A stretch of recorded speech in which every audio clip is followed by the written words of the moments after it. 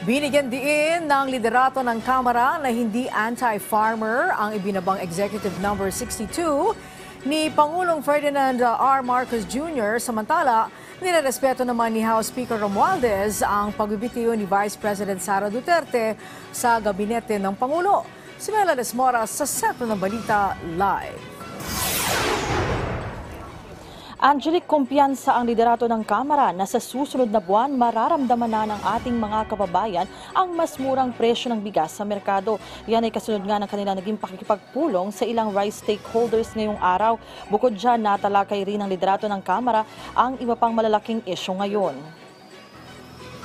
Pasado alas 9 ng umaga kanina nang makapulong ng liderato ng Kamara sa pangunguna ni House Speaker Martin Romualdez ang mga opisyal ng National Food Authority at Philippine Rice Industry Stakeholders Movement o PRISM patungkol sa presyo ng bigas sa bansa, kasunod na rin ng inilabas na Executive Order No. 62 ng Malacanang.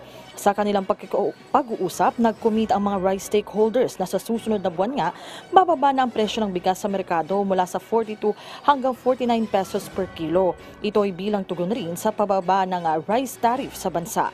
Ipinagpasalamat ito ni Speaker Romualdez, gayon din ng iba pang opisyal ng Kamara, lalo pat isa lang ang layunin nila: matulungan ang ating mga kababayan sa kanilang mga gastusin sa pamamagitan ng pagkakaroon ng mas murang bigas. Kasabay nito, tiniyak naman ng House leaders na patuloy pa rin pangangalagaan ng gobyerno ang kapakanan ng mga magsasaka at ang EO62 ay hindi naman anti-farmers. Yung farmers talaga, top priority din natin yan po. Kaya tuloy-tuloy pa rin yung support natin sa kanila.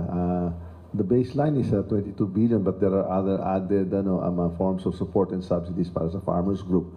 At kaya nagpapasalamat tayo dito sa PRISM kay sila sa una na talaga nag-cooperate at sumusuporta dito sa EO ng ating presidente. Hindi naman po mapapabayaan ng farmers po dito. Tulad po ng aking nasabi rin nung nakaraang press conference po natin, for 2024, garantisado po yung suporta ng RCEP sa ating po mga farmers. And again, tayo po ay nasa gitna ng pag-amyenda ng RTL. And for 2025, assuming po na 15 billion ang kakailanganin po natin to finance the RCEP fund for next year. Currently, we are at 22 billion as stated by the Bureau of Customs.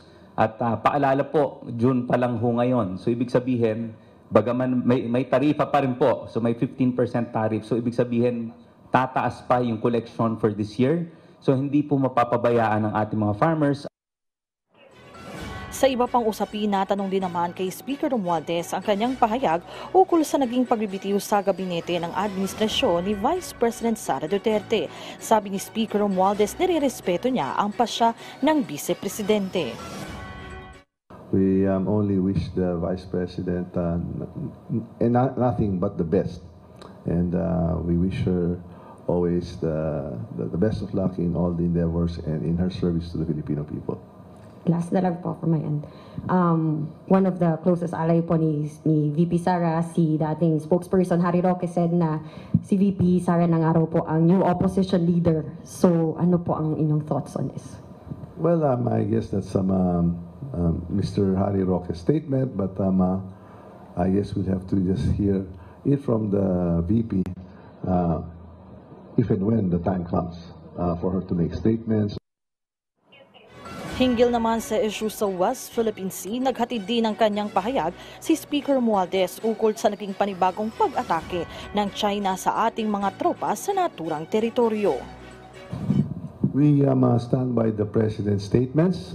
He's our chief foreign policy architect. We support him 100% on that score. In his statements known to all, he says we shall be a friend to all, an enemy to none.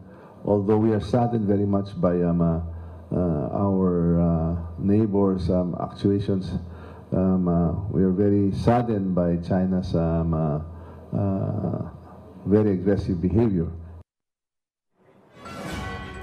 Angelic, bukod naman sa issue ng bigas, dito nga sa issue kay Vice President Sara Duterte at sa West Philippine Sea, nagpasalamat din ang liderato ng Kamara sa PhilHealth dahil nga sa kanilang pagtataas sa benepisyo para sa mga dialysis patients nitong mga nakalipas na araw at linggo. Angelic, no, isa ito talaga sa mga isinulong ng liderato ng Kamara, kaya't ngayon na talagang naipatupad na ng PhilHealth itong ang benepisyo para sa mga dialysis patients, sila ay lubos na nagpapasalamat, lalo pat ito'y lubos na makakatulong sa ating mga kababayan. Angelic? Alright, maraming salamat sa iyo, Mela Lesmoras. Kinumpirma ng Presidential Anti-Organized Crime Commission na naharang sa Davao International Airport ang isa sa mga persons of interest sa ilalim o sa iligal na pogo o scam form sa Porac, Pampanga. Sa panayam sa Bagong Pilipinas ngayon, sinabi ni PAOK spokesperson Dr. Winston John Casio, kahapon nagtangkang lumabas ng Pilipinas ang dayuhang Chinese na kinilalang si Zhang Ji, na isa umano sa mga manager ng Lucky South 99. Pabalik na ito ng Maynila para isailalim sa kustodiya ng Bureau of Immigration. Sabi ng PAOK, wala pang immigration bulletin lookout sa mga persons of interest sa mga illegal pogo. Pero nakikipag-ugnayan na sila sa Bureau of Immigration patungkol sa mga ito para matiyak na hindi sila makakalabas ng bansa.